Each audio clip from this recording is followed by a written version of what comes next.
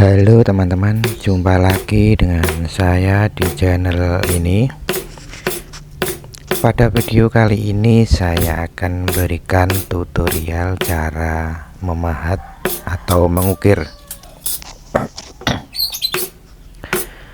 Untuk yang pertama kita harus menyiapkan pola atau gambar. Kita gambar dahulu pada bagian media atau kayu yang akan diukir.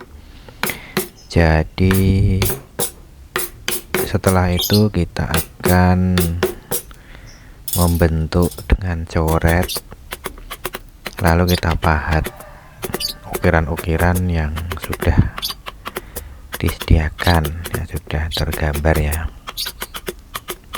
Nah, untuk memahat itu memerlukan